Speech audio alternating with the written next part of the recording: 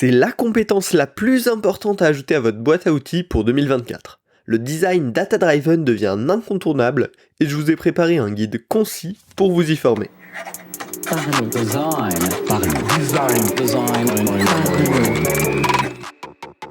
Parlons de Design saison 6 est supporté par son partenaire privilégié, la KakatoS Academy, la nouvelle façon de se former au design.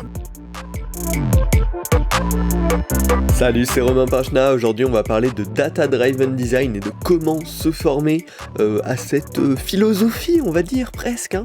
Et donc, commençons tout de suite droit dans le sujet. Qu'est-ce que le data-driven design ? C'est tout simplement le fait de s'appuyer sur la data pour tout un tas d'actions, d'activités qu'on fait en tant que designer. Alors, ça va taper dans l'identification des opportunités. Qu'est-ce qu'on peut concrètement améliorer sur le produit ? Qu'est-ce qui ne marche pas aujourd'hui ? Ça va être dans la prise de décision. Ok, on a le choix entre telle et telle façon de présenter notre interface. Qu'est-ce qui marche le mieux aujourd'hui ? Ou plein d'autres questions de la sorte auxquelles on peut répondre avec la data. Quel type d'utilisateur va vers ce type de fonctionnalité ? Pourquoi ? Comment ? Qu'est-ce qui convertit bien ? Etc. etc. Et bien évidemment, mesurer son impact. On vient de release cette nouvelle fonctionnalité, ou on vient de mettre à jour cette fonctionnalité. Comment est-ce que ça a impacté concrètement nos utilisateurs ? Comment ça a impacté les résultats de l'entreprise ? Etc. etc. Donc ça, c'est 3 pôles d'activité dans lesquels le data-driven design performe et apporte de la matière en plus finalement pour designer. C'est vraiment du bonus par rapport à un design pas data-driven et ça n'enlève rien au métier et c'est ça qui est hyper intéressant. Globalement, dans l'application très concrète, ça va être l'utilisation d'un outil analytics afin de traquer ce qu'on a besoin de traquer et surtout d'en tirer des informations pertinentes afin d'avancer sur l'évolution du produit tout simplement. Donc, le concept est relativement simple, mais pourquoi c'est clé pour la suite ? Bien évidemment, ensuite on va parler des méthodes pour s'y former et des compétences à ne pas rater pour devenir un bon data-driven designer. Alors, pourquoi c'est clé ? Et je vous en parle de plus en plus dans les épisodes et on va beaucoup en parler dans les prochaines semaines, prochains mois, prochaines années sur le podcast, très certainement. C'est parce que depuis un peu plus d'1 an, on est rentré dans une ère de rationalisation des coûts, des résultats et des produits digitaux. Avant, c'était très open bar, on crée du digital parce qu'il faut créer du digital, parce qu'il y a de la croissance, etc. Mais maintenant, on est vraiment entré dans cette ère de il faut qu'il y ait des résultats absolument derrière. Et donc, le design, tout comme chaque morceau d'une entreprise, doit démontrer sa valeur et ses résultats, doit prouver qu'il y a un impact concret, oui, sur les utilisateurs et également sur les résultats de l'entreprise. Et donc le data-driven design, c'est une excellente compétence pour vous démarquer, vous en tant que designer au sein d'une équipe, en apportant cette feedback loop finalement aux collaborateurs avec qui vous travaillez sur votre production, sur le design au global du produit. Parce que ça peut vous servir à la fois d'input pour mieux créer, et ça peut à la fois vous servir d'output en quelque sorte pour mesurer ce que vous avez fait. Donc, comprendre la data, ça va permettre de mieux comprendre les utilisateurs, forcément. C'est pas que de la data qualitative, mais aussi de la data quantitative dans ce cas-là. Ça va permettre de mieux comprendre le business aussi, parce que, oui, il y a un impact souvent très chiffré, très concret, avec les nouvelles fonctionnalités, avec les mises à jour de fonctionnalités sur ce qui se passe derrière côté business, et bien évidemment comprendre aussi l'impact du design en tant que tel. En mesurant ce qu'on fait, on va pouvoir détecter des patterns qui marchent, des patterns qui ne marchent pas, des tournures de phrases qui marchent ou qui ne marchent pas, etc. etc. Et en fait, ça accélère aussi, en tout cas moi c'est ce que j'ai vu dans ma propre expérience, c'est que ça accélère mon apprentissage du design. Finalement, en mesurant tout ce que je fais, il y a des choses qui me semblaient intuitivement bonnes, qui certains articles pouvaient indiquer comme bonnes pratiques, et qui finalement ne marchent pas tant que ça. Et donc en mesurant tout ce qu'on fait, on apprend beaucoup plus vite en design parce qu'on comprend qu'est-ce qui dans la vraie vie, face à de vrais utilisateurs, va vraiment avoir un impact positif sur le long terme. Donc Voilà, si, c'est quelque chose qui vous tente, il va falloir, pousser cette mise en place d'un suivi data. Et donc ça va permettre, déjà de montrer une proactivité utile sur, l'implication dans le produit, mais aussi d'anticiper les prochaines étapes du produit. Parce que dans la mise en place de la data, si vous avez cette mentalité, on va dire data driven, vous allez déjà vous dire: «Qu'est-ce que je vais pouvoir mesurer afin que la prochaine itération sur cette fonctionnalité ou le prochain projet sur lequel je vais travailler là, j'aurai cette information en entrée pour faire les meilleures décisions». Et bien évidemment, pour avoir cette mentalité et pouvoir l'appliquer de manière efficace, il faut se former. Pour ça, j'ai identifié 4 compétences clés avec des ressources pratiques pour s'y former, dont la plupart que j'ai déjà testées. On va continuer. Mais avant tout, parlons d'Amplitude, un très bon allié pour notre mission du jour. Pour détecter des opportunités produits, tester des hypothèses, réaliser des A/B tests ou démontrer son impact, mon partenaire et outil de cœur Amplitude est la solution idéale. Bien sûr, il permet de suivre les clics, les tapes, le scroll, la rétention, etc.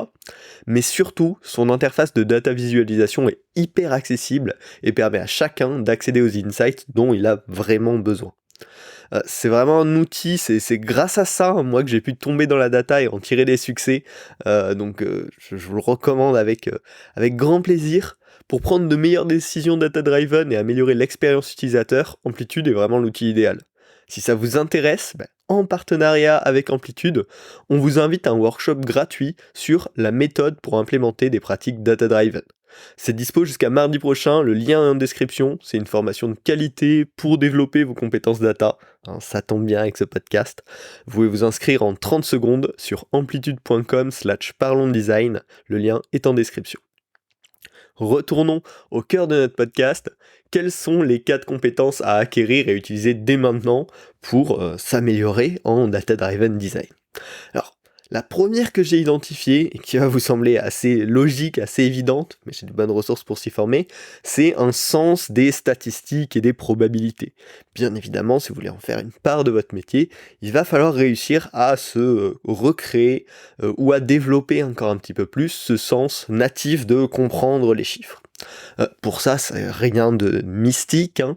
Ça va être un petit peu les mathématiques de statistiques classiques, les proportions, les probabilités, ces choses-là. Et donc là, j'ai 2 choses à vous proposer. Si vraiment les maths, c'est quelque chose qui vous a jamais trop plu, auquel vous avez jamais vraiment accroché, c'est l'occasion de s'y remettre un petit peu. Et ce que je vous recommande, tout bêtement, c'est Duolingo Maths. Duolingo, vous connaissez peut-être, c'est l'application pour apprendre les langues initialement, et il y a quelques temps, il y a 1 an, je crois, ils ont sorti une application maths. J'en ai vu souvent la pub, et je l'ai testé avant ce podcast. Je me suis dit, tiens, en fait, ça pourrait être l'outil parfait. Et ils ont justement plein de modules comme ça sur les probabilités, assez visuels, assez sympa à faire. Et c'est vraiment quelque chose, si vous n'avez pas trop d'accroche avec les maths, qui peuvent vous aider à vous rabibocher avec tout ça, tout en vous recréant un petit peu un sens intuitif, un petit peu rapide avec les chiffres. Donc c'est la première chose que je peux vous conseiller pour tendre vers cette approche data-driven. Il y a plusieurs niveaux, bien sûr, vous n'allez pas être obligé de commencer à faire des additions 1 plus 2. Vous allez pouvoir aller plus loin, plus vite, mais ça peut vraiment vous aider et ça va être vraiment important de reprendre ce sens un petit peu des nombres rapides, intuitifs. Si vous êtes déjà un petit peu plus à l'aise avec les maths, il y a des cours sur Brilliant, notamment ou Coursera, qui sont un petit peu plus avancés sur les stats, sur les proportions, qui peuvent être vraiment intéressants. Mais ça, j'ai envie de vous dire, c'est plus du bonus si c'est un kiff pour vous. Personnellement, je les ai pas testés, c'est juste que j'en ai pas mal entendu parler. Et j'ai été voir un petit peu et ça a l'air relativement intéressant et orienté justement sur ces problématiques de data analytics. Donc ça, c'est le premier, c'est un petit peu le prérequis, se créer ce sens des stats et des probabilités. Pour autant, vous inquiétez pas, c'est pas quelque chose qui est déjà ok pour vous. Vous pouvez en même temps travailler les 3 autres compétences dont on va parler en parallèle. Ça se développe de toute façon avec la pratique. Voilà, faut juste en être conscient et faire attention de le travailler pour s'améliorer là-dessus. Le deuxième point, c'est ce que je vais après appeler la vision data. C'est la compréhension des enjeux, des méthodes, des pièges aussi, parce qu'il y a énormément de biais qui peuvent se glisser dans la donnée. Et ça, c'est relativement difficile. C'est un petit peu comme l'aspect de la vision produit. Oui, on voit globalement ce que c'est ce truc de savoir trouver les bonnes métriques, comprendre lesquelles sont importantes à quel moment, lesquelles peuvent être complètement biaisées à quel moment, à quelle information il va falloir faire attention pour pouvoir dérisquer l'autre notre information qu'on est en train de regarder. Et ça, bien évidemment, il y a beaucoup de pratiques. Mais la deuxième chose que je peux vous recommander, c'est les workshops qu'on vous a concoctés avec Amplitude, celui dont je vous ai parlé durant la petite séance sponsorisée, qui est en fait vraiment dédié à ça, à mieux comprendre comment la data peut s'articuler, peut être utilisée. Donc voilà, ce partenariat avait complètement de sens sur cet épisode, et donc je vous recommande tout simplement ce workshop pour débuter. Troisièmement d'ailleurs, la troisième compétence que je vous recommande, c'est la tactique de conception d'un plan de tracking. Forcément, quand on veut suivre quelque chose, il va falloir savoir qu'est-ce qu'on veut suivre.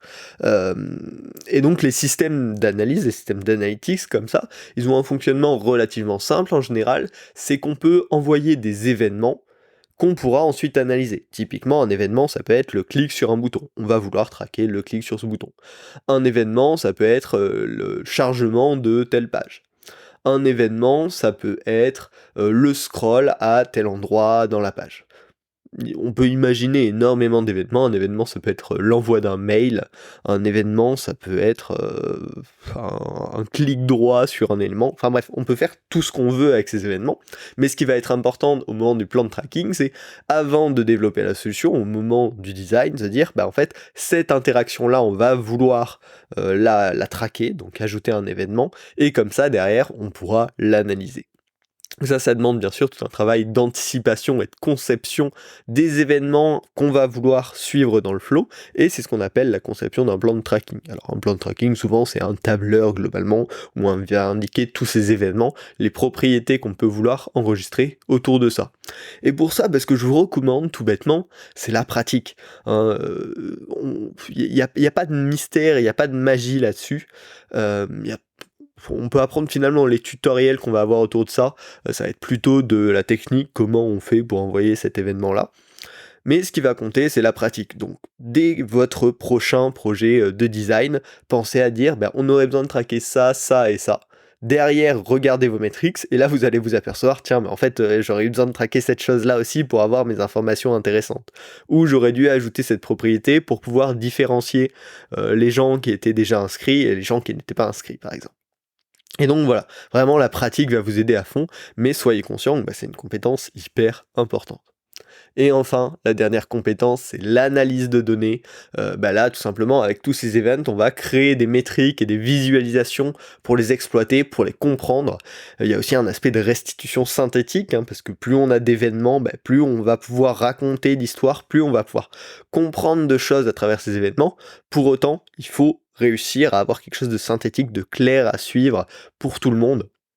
Et là encore, la pratique va être hyper importante. Et en fait, c'est les deux premières compétences, le sens des statistiques et la vision data, qui vont vous aider à analyser ces données de manière efficace. C'est-à-dire que c'est vraiment un mix absolu entre comprendre un petit peu ces aspects de proportion, de funnel, c'est-à-dire il y a tant d'utilisateurs qui sont arrivés sur cette page et seulement 20% qui ont cliqué sur le bouton, et sur ces 20% là, il y en a seulement 50% qui ont terminé l'action derrière. On va voir que on a perdu beaucoup de personnes au début et on a perdu un petit peu de personnes ensuite. Ça va être vraiment intuitif finalement, une fois qu'on a le sens des statistiques et la vision data qui est qu'est-ce qu'on a besoin. Et donc là aussi, énormément de pratique.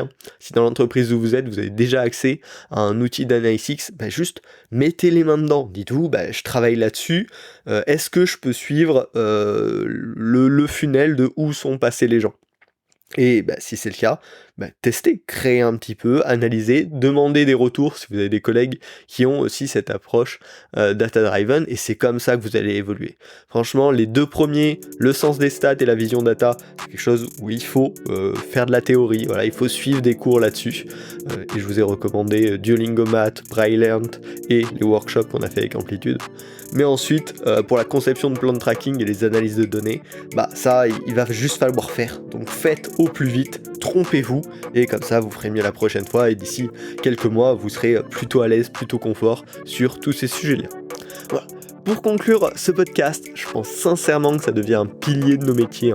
C'est un must-have aujourd'hui en 2023, en 2024, pour se différencier et pour apporter une valeur forte en tant que designer. Je vous invite vraiment à vous y former dès maintenant et je suis très heureux d'avoir fait ce partenariat avec Amplitude qui vous fournit ces workshops gratuits et hyper quali. C'est leur métier.